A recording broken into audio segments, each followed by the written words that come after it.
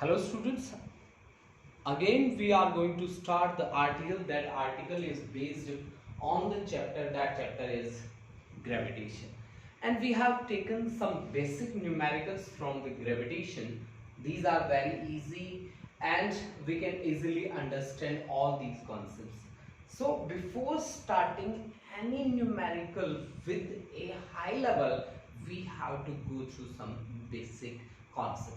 ठीक है, तो हम कुछ एक बेसिक कॉन्सेप्ट्स यहाँ पे लेके आए हैं, बेसिक न्यूमेरिकल्स हम लेके आए हैं जो काफी इजी है बच्चा पार्टी, जिनको आप बहुत इजीली आप प्रिपेयर कर सकते हो। हमारे पास यहाँ मैंने 4 न्यूमेरिकल्स लिए हैं, ठीक है। तो चारों की चारों न्यूमेरिकल अब हम परफॉर्म करने वाले हैं, उनके साथ डील करने वाले हैं, जो काफी इजी रहेंगे आप लोगों के लिए। न्यूमेरिकल फर्स्ट से स्टार्टिंग करते हैं, क्या हमसे पूछ रहा है, कैसे हमें उसके साथ डील करना है।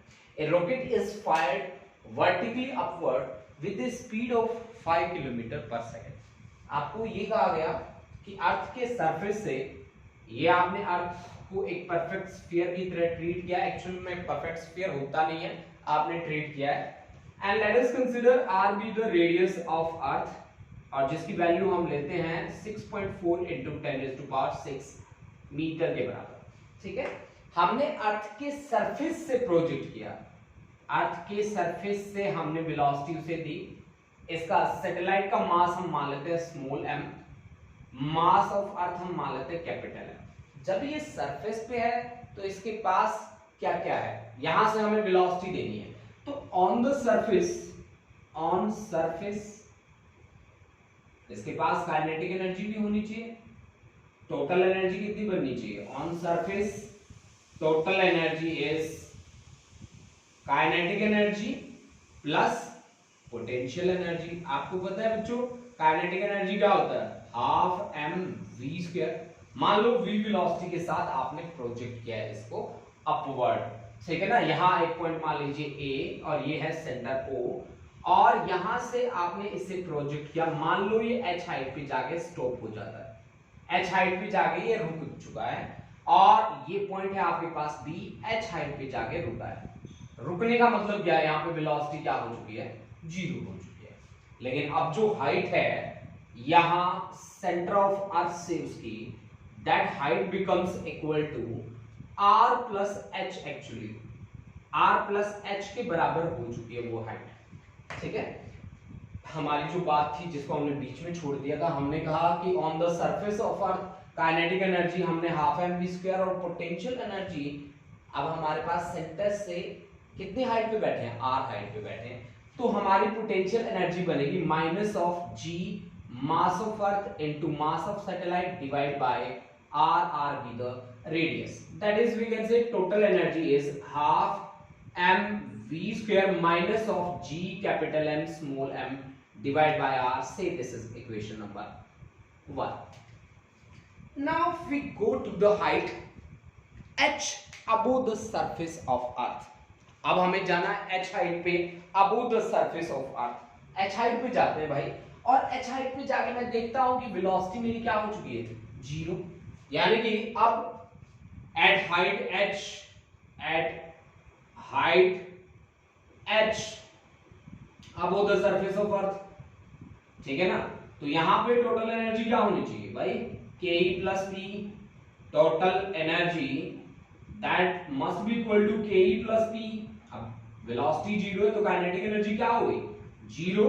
बची क्या? पोटेंशियल। पोटेंशियल क्या होनी चाहिए?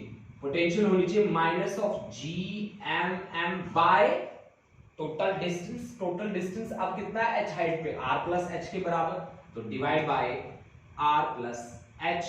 This is the total energy. यानी कि टोटल एनर्जी हाइट h पे केवल और केवल पोटेंशियल एनर्जी होगी। अब इसको मान लीजिए इक्वेशन नंबर 7। अब law of conservation of energy क्या कहता है बच्चों? कि एनर्जी रिमेन्स कांस्टेंट या conserved at each and every position, ठीक है। हर सिचुएशन में एनर्जी क्या रहता है?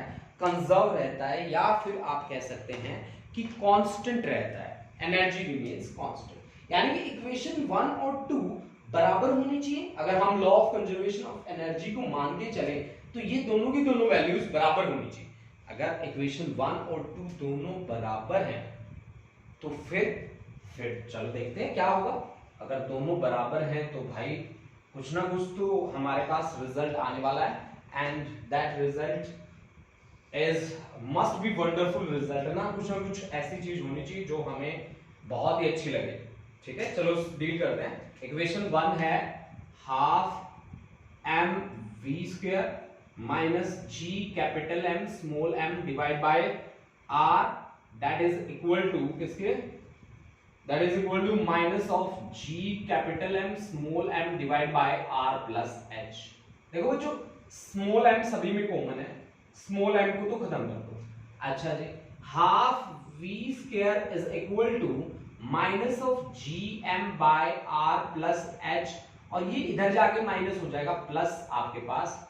ठीक है, सॉल्व कर लो फटाफट से। ये भी ऊपर gm था, सॉरी, तो आपके पास gm कॉमन है, अंदर बचेगा r into r plus h, तो ये आपके पास माइनस और ये प्लस r प्लस एच। तो ये आपके पास कॉन्सेप्ट बना, gm होता है g इंटू आर स्क्वायर के बराबर, ये आपके पास बचा h upon r into r plus h. एक अगर r को अंदर ले जाऊं मैं तो मेरे पास बचेगा h upon r plus h, ये आपके पास हाफ v स्क्वायर के बराबर बचा। मेरे को क्या चाहिए, मेरे से क्या पूछा गया कि कौन सी हाइट पे जाके उसकी वेलोसिटी जीरो हो जाती है, या उसने मैक्सिमम हाइट कितनी गेन करी, तो मेरे को h निकालना है। यहां से मेरा टारगेट है h को कैलकुलेट करना। अब h को कैलकुलेट करने के लिए मैं क्या करता हूं, h को कैलकुलेट करने के लिए बस सिंपल है, मल्टीप्लिकेशन एडिशन और डिवीजन की टर्म्स हैं यहाँ पे, और कुछ ज्यादा हैवी चीज नहीं है। ठीक है, तो बहुत ही ज्यादा दुखी नहीं करने वाला ये आर्टिकल आपको, बस मैथमेटिकली आप ठीक करते जाइए। ठीक है, तो ये आपके पास बनेगा v square into r plus h is equal to 2gRh। Okay guys, अब यहां से v square into r is equal to 2gRh minus v square into h, इसको इधर लेके गया मैं, तो 2gr minus v square into h that becomes equal to v square into r. तो यहां से h इज इक्वल टू आपके पास आया v square into r divide by 2gr minus v square. ठीक है, वैल्यूज आपके पास सारी के सारी हैं, वो वैल्यू पुट कर दीजिए। तो वेलोसिटी की वैल्यू आपको कितनी दी गई थी, वेलोसिटी की वैल्यू दी गई थी 5 किलोमीटर। 5 किलोमीटर का मतलब 5 × 10⁻³ मीटर पर सेकेंड, इसका स्क्वायर। रेडियस है आपके पास 6.4 × 10⁻⁶ मीटर डिवाइड बाय 2, g की वैल्यू 9.8, r है आपके पास 6.4 × 10⁻⁶ माइनस v स्क्वायर मींस 5 × 10⁻³ का पावर 2। ठीक है, जब आप इसे सॉल्व करेंगे तो आपके पास हाइट आ जाएगा 1.6 × 10⁻⁶, तो h इज इक्वल टू आ जाएगा 1.6 × 10⁻⁶ meter। This is the final answer, students. Please take a screenshot. After that, we will move to the next article. ठीक है, तो ये आपके पास न्यूमेरिकल था जो बहुत ही इजीली आपने इस पे वर्क कर चुके हो आप लोग। ठीक है, तो आप ये बात ध्यान रखिए कि कोई भी न्यूमेरिकल आपके लिए हैवी तब तक नहीं होगा जब तक कि आपका स्ट्रॉन्ग, जब तक कि आपका कॉन्सेप्ट वीक नहीं होगा। अगर आपका कॉन्सेप्ट स्ट्रॉन्ग है, आपके कॉन्सेप्ट क्लियर हैं, तो फिर आपके लिए न्यूमेरिकल बहुत ही बड़ी समस्या नहीं बनेगा। बशर्ते एक कंडीशन है, कंडीशन ये है कि स्टेटमेंट को बहुत ही अच्छे से आप पढ़ के देख लें। ठीक है, बहुत सारे बच्चे ऐसा करते हैं कि स्टेटमेंट भी अच्छे से नहीं पढ़ पाते, ये कॉन्सेप्ट हमसे क्या पूछ रहा है उस बात को भी नहीं समझ पाते, तो उस सिचुएशन में आपको प्रॉब्लम फेस करनी पड़ती है। अदरवाइज न्यूमेरिकल से इंटरेस्टिंग कोई चीज़ नहीं होती फिजिक्स में, मैं आपको बता दूं। ठीक है बच्चों, अगर आपने एक बार न्यूमेरिकल पे आपका होल्ड बन गया या एक बार आपको न्यूमेरिकल करने की आदत पड़ गई, ये ऐसी लत है जो छूटेगी नहीं आपसे। ठीक है, आपको मैं ये बात कॉन्फिडेंटली कह रहा हूं कि अगर एक बार न्यूमेरिकल करने की आदत पड़ गई, लत लग गई, फिर आप न्यूमेरिकल को छोड़ोगे ही नहीं। ठीक है, अब देखो बच्चों, हमें नेक्स्ट न्यूमेरिकल में क्या करना है, किस तरह से कॉन्सेप्ट हमसे पूछा गया है। देखो आप पढ़ के देखो, बहुत इजी है। एक बॉडी वेट है 63 न्यूटन। अच्छा, इसमें भी मैं आपको एक बात बताऊंगा स्पेशली। देखो बच्चों, आपको ना बहुत सारी जगह पे 1 किलोग्राम वेट दिया जाएगा, मैं आपको बता देता हूं 1 किलोग्राम वेट, ये आप याद रखना 9.8 न्यूटन के बराबर होता है, और 1 ग्राम वेट जो है वो आपका होता है 980 डाइन के बराबर। ये ऐसी बात है जिसको आप हमेशा याद रख के चलोगे, ठीक है। हालांकि ये इससे नहीं जुड़ी हुई, लेकिन फिर भी मुझे याद आई, मैंने आपको बता दिया। अब आपसे क्वेश्चन क्या किया गया है, इस क्वेश्चन को बड़े ही ध्यान से पढ़ के देख लो, मेरे ख्याल से आपका कॉन्सेप्ट क्लियर हो जाएगा, ठीक है। ये क्वेश्चन आपसे पूछा गया है कि एक ऑब्जेक्ट है, उसका वेट है ना अर्थ के सरफेस पे 63 न्यूटन है, ग्रेविटेशनल फोर्स क्या हुई, तो ग्रेविटेशनल फोर्स निकालने के लिए एक्सेलरेशन निकालना पड़ेगा, और एक्सेलरेशन हाइट पे क्या होता है, g dash is equal to g into r square divide by r plus h का होल स्क्वायर, ये वैल्यू होती है एट ए हाइट। हाइट पे जाके g dash acceleration due to gravity की वैल्यू चेंज होगी, that will be equal to g into r square divide by r plus h का whole square, ये value होती है जी g डैश की। अच्छा जी, अब g डैश मुझे निकालना है, भाई हम हाइट पे गए हैं और वो हाइट जो है वो अर्थ के रेडियस के कंपैरिजन में है। मैंने आपको पहले भी कहा था कि अगर आप अर्थ के रेडियस के कंपैरिजन में हाइट पे जाते हो तभी एक्सेलरेशन ड्यू टू ग्रेविटी की वैल्यू चेंज होती है, अदरवाइज कोई ज्यादा चेंजेस आप ऑब्जर्व नहीं करोगे। इसके लिए मैंने आपको एग्जांपल भी दिए थे, हाइट ली थी 100 मीटर, 500 मीटर, 1 किलोमीटर तक भी लेके हमने देखा था, ठीक है, लेकिन ज्यादा चेंजेस हमने ऑब्जर्व नहीं करे। चलो हम अपनी बात पे आगे बढ़ते हैं।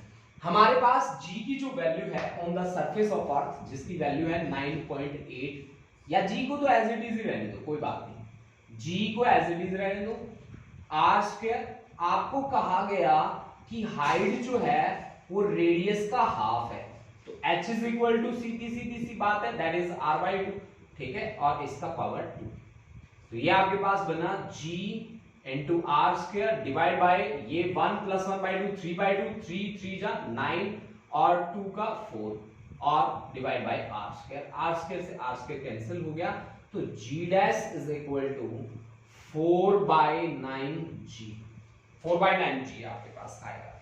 अब आपका वेट कितना था 63 न्यूटन, यानी कि मास से मल्टीप्लाई कर दो, mg dash is equal to mg dash आपके पास आएगा 4/9, mg की वैल्यू है 63 न्यूटन, 63 न्यूटन से मल्टीप्लाई कर दो, 9 7 जा 63 और 7 4 जा 28 किलोग्राम या 28 न्यूटन बोलो आप, यहाँ पे mg डैश आपने निकाला है, तो mg डैश की वैल्यू आपके पास कितनी रहेगी 28 न्यूटन, ठीक है। किसी हाइट पे जाके जब आप काम करोगे तो आपके पास वैल्यू बनेगी 28 न्यूटन।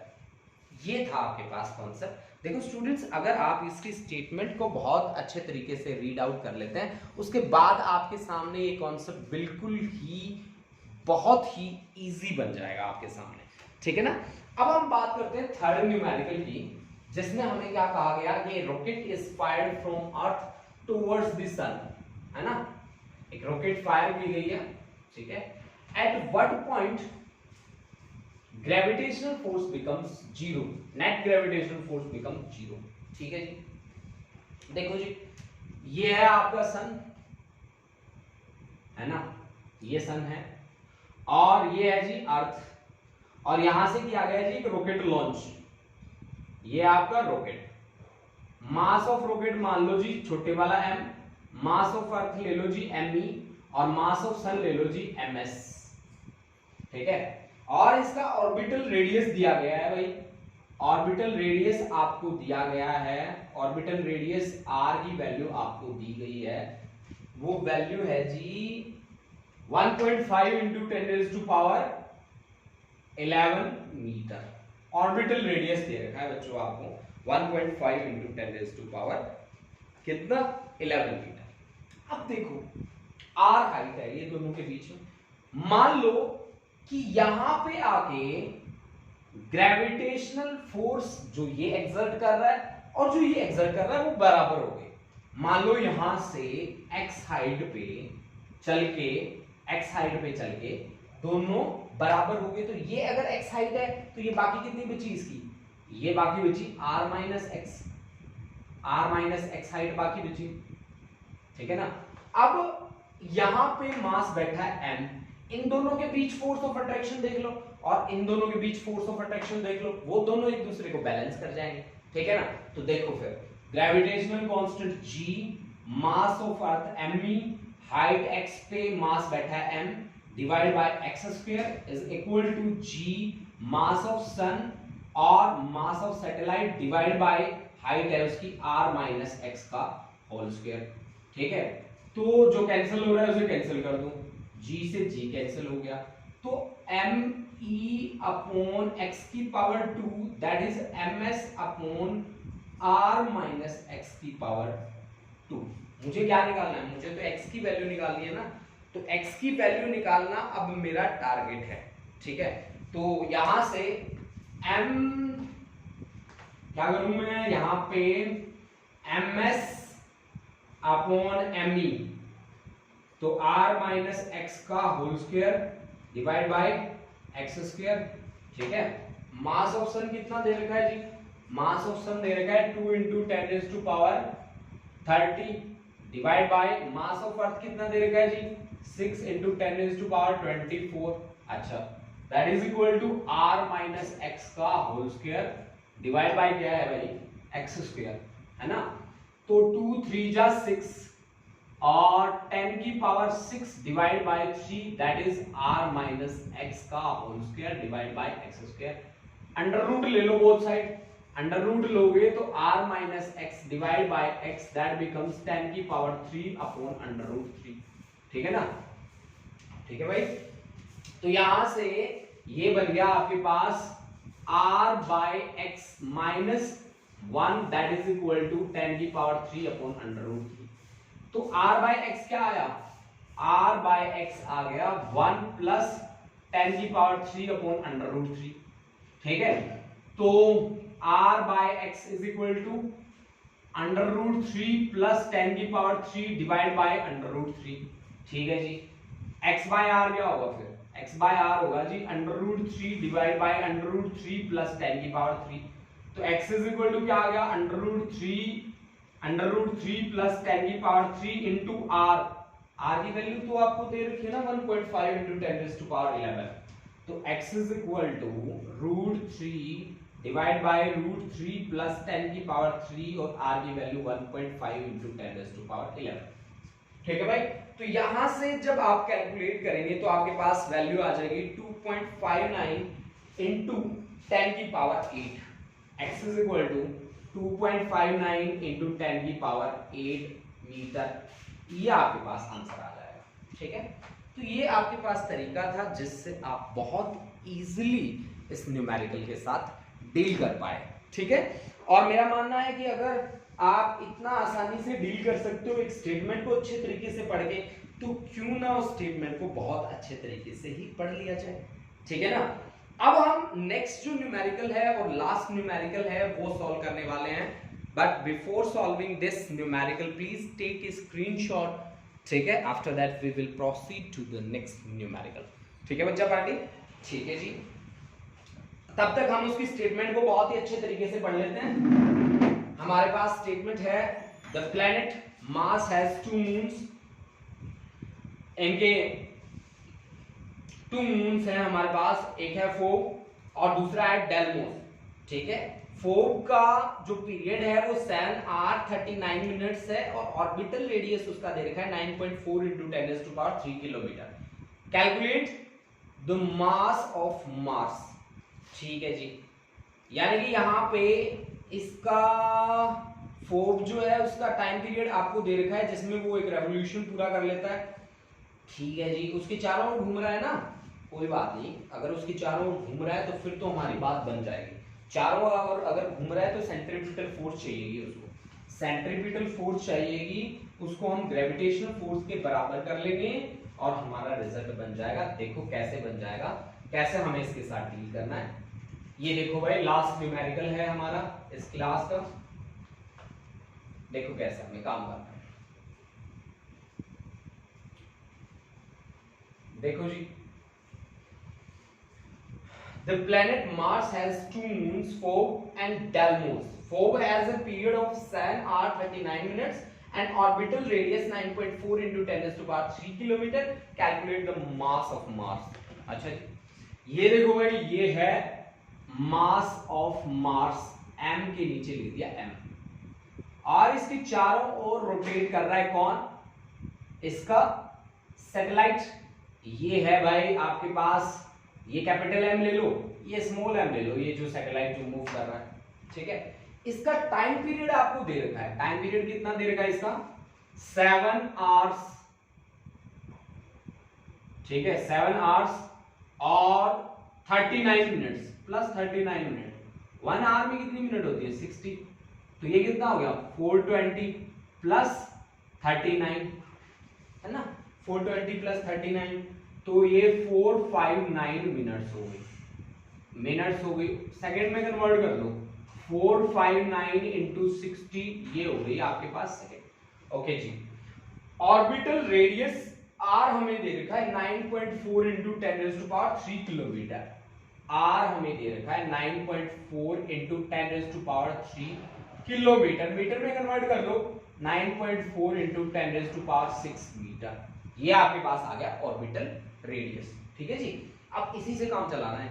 ये इसके चारों घूम रहा है, तो इसके पास ये हो गई लीनियर वेलोसिटी. ठीक है, इसके एंगुलर वेलोसिटी मान लेते हैं ओमेगा.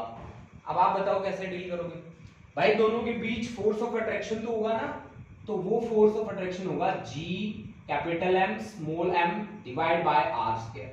और यही ग्रेविटेशनल फोर्स ऑफ अट्रैक्शन उससे गोल गोल घूमने के लिए फोर्स प्रोवाइड करेगा.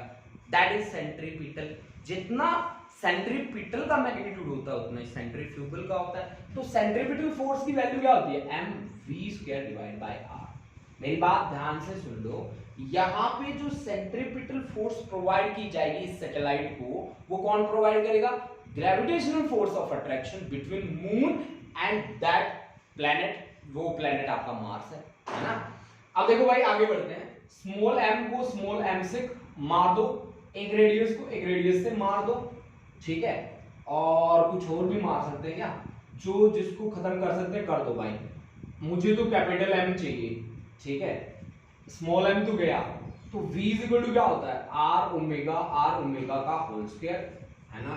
अच्छा ठीक है, तो यहां से कैपिटल M चाहिए ना मेरे को, तो capital M is equal to, तो r इंटू आर स्क्वायर और ओमेगा स्क्वायर, और डिवाइड बाय क्या है? g. तो r की बन गया क्यूब, और ओमेगा होता है बच्चों 2 पाई बाय कैपिटल T, इसका लेना है पावर 2 डिवाइड बाय g. अब देखो r की वैल्यू है हमारे पास, r की वैल्यू है हमारे पास कितनी? 9.4 इंटू 10⁻⁶, इसकी ले लो क्यूब, डिवाइड बाय g की वैल्यू होती है 6.67 इंटू 10⁻⁻11, 2 पाई यानी कि 4 pi square, divide bye t का पावर 2 करना है, तो 459 इंटू 60 इसका होल स्क्वायर. ठीक है, आप सॉल्व करेंगे इसको, और सॉल्व करने के बाद आप रिजल्ट मुझे बता देंगे. क्या रिजल्ट आएगा? ये न्यूमेरिकल कैलकुलेशन आप ही करेंगे. ठीक है, आप करने के बाद मेरे को रिजल्ट बता दोगे तो बहुत अच्छा लगेगा मेरे को. ठीक है ना? ठीक है जी. उसके बाद देखो assume that Earth and Mars moves in circular orbit around the sun. अच्छा ठीक है, मान ली बात कि अर्थ जो है और मार्स जो है वो सन के चारों ओर मूव करते हैं, सर्कुलर ऑर्बिट है उनका. ठीक है, with margin orbit being 1.5 times the orbital radius of earth. What is the length of margin year in days? अब बताओ भाई, ये भी पंगा है. अब इसके लिए क्या करना है? इसके लिए एक कॉन्सेप्ट है केपलर का, केपलर्स लॉ ऑफ पीरियड्स बोलते हैं उसे. ठीक है ना? देखो वो क्या कहता है, वो कहता है कि टाइम पीरियड का जो स्क्वायर होता है ना, वो क्यूब ऑफ रेडियस के डायरेक्टली प्रोपोर्शनल होता है. This is Kepler's law actually, है ना? कि टाइम पीरियड का जो स्क्वायर होगा वो क्यूब ऑफ रेडियस के डायरेक्टली प्रोपोर्शनल होगा. This is Kepler's law of periods. Kepler's law, Kepler's law of period बोलते हैं आप इसे. ठीक है ना? ये केपलर लॉ है, प्लैनेटरी मोशन के साथ डील करता है। जितने भी केपलर का लॉ है ना, केपलर कहता है कि सारे के सारे प्लैनेट्स जो हैं वो सन के चारों ओर रिवॉल्व करते हैं इन एन कैसा इलिप्टिकल पाथ, एक इलिप्टिकल पाथ होता है उनका, और उस इलिप्टिकल पाथ में मूव करते हैं। उनका जो टाइम पीरियड रहता है उसका स्क्वायर डायरेक्टली प्रोपोर्शनल होता है क्यूब ऑफ रेडियस के, ठीक है। तो यानी कि यहाँ पे हमारा जो टाइम है, अर्थ की रेवोल्यूशन का टाइम है 365 डेज, सभी को पता है। तो T2 by T1 must be equal to, इसका स्क्वायर लो भाई, इसका square must be equal to R2 upon R1 और इसकी क्या क्यूब, इसकी क्या क्यूब, ठीक है। आपको क्या चाहिए, T2 चाहिए ना आपको, तो T2 का square is equal to T1 का स्क्वायर इनटू R2 का क्यूब डिवाइड बाय R1 का क्यूब, ठीक है ना। R2 का क्यूब डिवाइड बाय R1 का क्यूब। तो आपको यहाँ पे टाइम T1 मेंशन है, टाइम T1 देखो, टाइम T1 है आपके पास, T1 अर्थ का जो रेवोल्यूशन है उसका टाइम आपको लेना पड़ेगा 365 डेज, ठीक है। तो फिर कैसे करोगे रे इसको सॉल्व, ये T2 is equal to T1 R2 upon R1 और इसका पावर कितना है जी, इसका पावर आ गया 3/2 क्योंकि आपने अंडर रूट लिया ना, और आपको कहा गया कि 1.5 टाइम्स है उसका ना, ठीक है। तो T1 1.5 टाइम्स है तो 1.5 ही रहेगा ना यहाँ पे, 3/2, ठीक है। 3/2 का पावर 3/2, तो टाइम T1 कितना है, टाइम T1 है आपके पास 365 डेज, तो 1.5 मतलब 3/2 तो 3/2 का पावर कितना, 3/2 है ना। जब आप इसे सॉल्व करेंगे आपके पास आ जाएगा 684 डेज, 684 डेज है ना।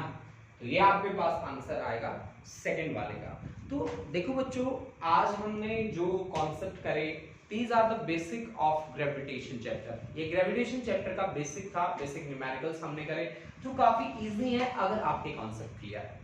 तो एक बात आप हमेशा याद रखें कि अगर आप पूरे चैप्टर से निकल चुके हो तो सबसे पहले स्टेटमेंट को बहुत अच्छे से पढ़ें। स्टेटमेंट पढ़ लिया, स्टेटमेंट पढ़ने के बाद फिर आगे बढ़ें, ठीक है। तो मैं यही उम्मीद करता हूं कि आप ये न्यूमेरिकल कर देखने के बाद 5, 6 और 10 न्यूमेरिकल्स अपने आप से प्रैक्टिस करेंगे, और प्रैक्टिस करने के बाद आप मेरे को कमेंट बॉक्स में जाके बताएंगे कि आपके न्यूमेरिकल्स कैसे रहे। मिलते हैं नेक्स्ट वीडियो में, और नेक्स्ट वीडियो में हम लेके आएंगे एच.सी. वर्मा के कुछ डाउट्स, ठीक है, और उन डाउट्स के साथ हम डील करेंगे ग्रेविटेशन चैप्टर के साथ। तो मिलते हैं नेक्स्ट वीडियो में। Thank you students, thank you.